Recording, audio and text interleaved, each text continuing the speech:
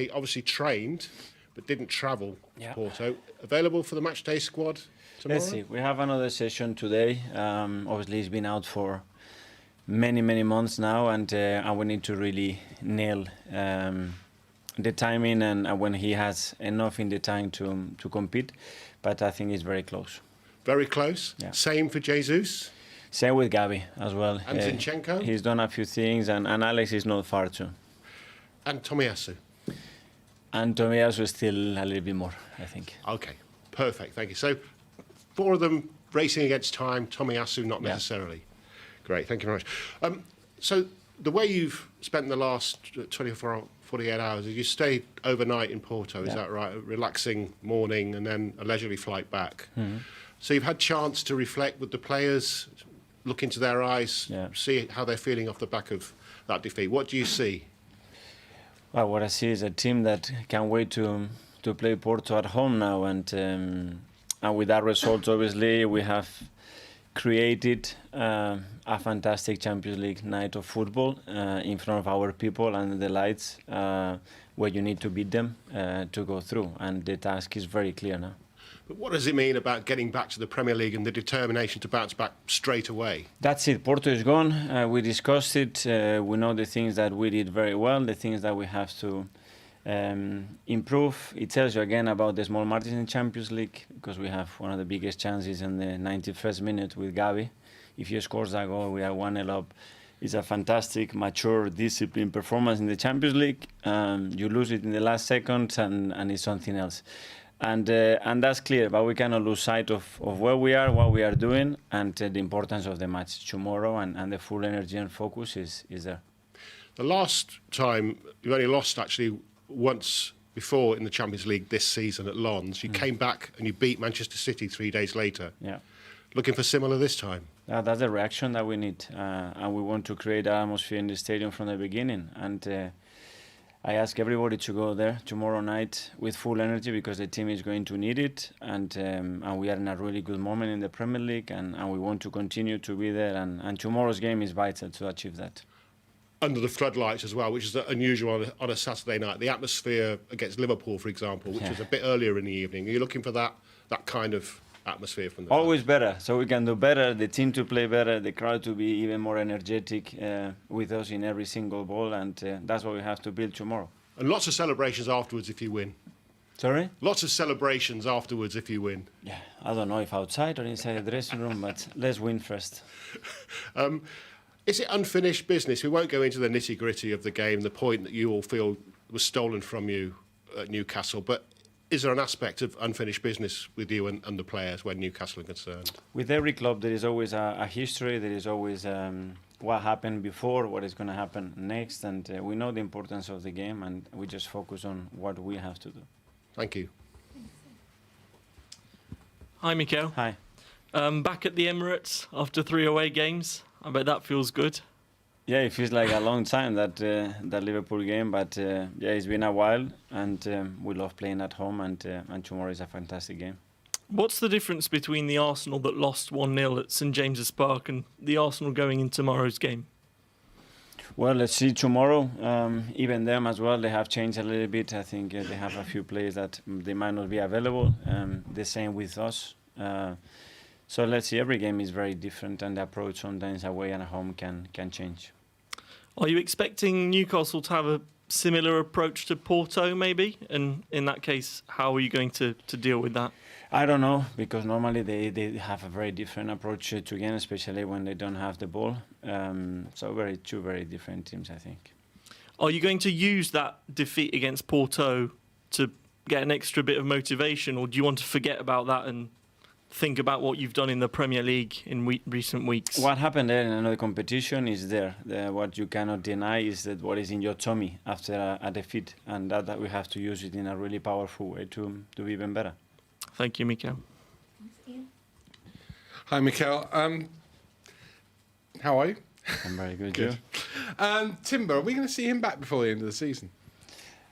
I really hope so. He's doing really well. He's been with some players around now on the pitch. He's going to start to do some bits with us in the next week or so, and then we have to see how that evolves, how his confidence level, his fitness level, and hopefully the answer is yes. Because it seems now as we come towards the real run-in, and after this weekend, you, Liverpool and City will all have played the same number of games.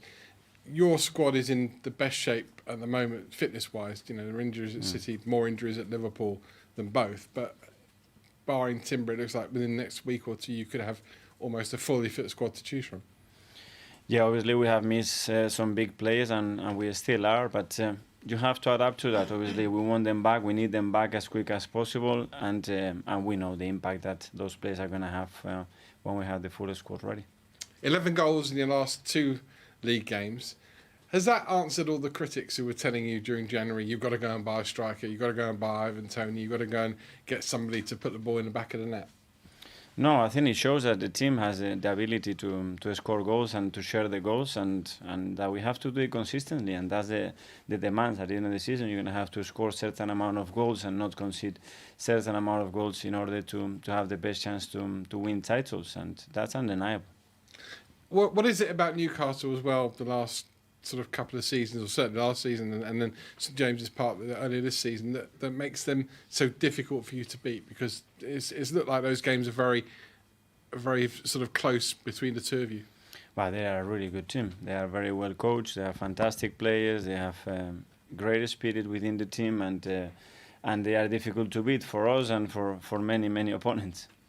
And last one, you've beaten City and Liverpool this season already in the Premier League. Many people would still see you as being the outsiders of the 3 to win the title. Are you in the position right now, though, that you would love to be in? Well, I think we are in a really good position, and we are where we want to be. I don't know, we can be better. As I said before, I think the most important thing is that we continue to believe, to perform at the level that we are doing, and we have the squad available. And if we have those 2 things, we're going to give a real go. Hi, Mikel. Hi. We spoke to Declan after the game on Wednesday, and he was talking a bit about this team sort of learning some sort of savviness and, you know, the element of the dark arts that you get in the game. Is that something you feel the team needs to maybe develop as they sort of mature as players, that sort of bit of edge?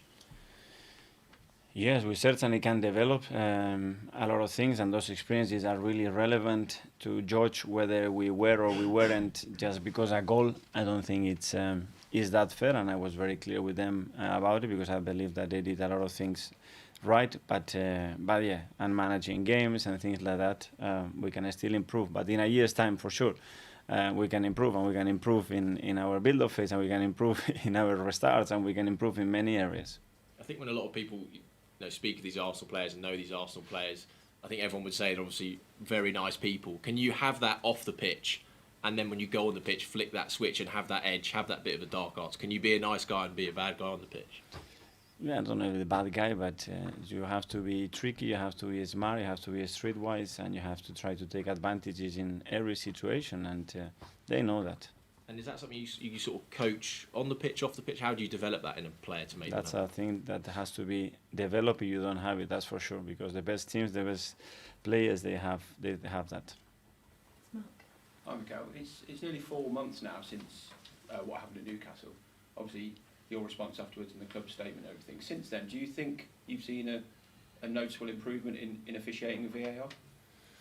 Well, that's what we all wanted, that at the end the decisions are better. I think the last stats that came across showed that it was a significant improvement, and a lot of decisions were getting right. So hopefully that's the case, and we continue to do that.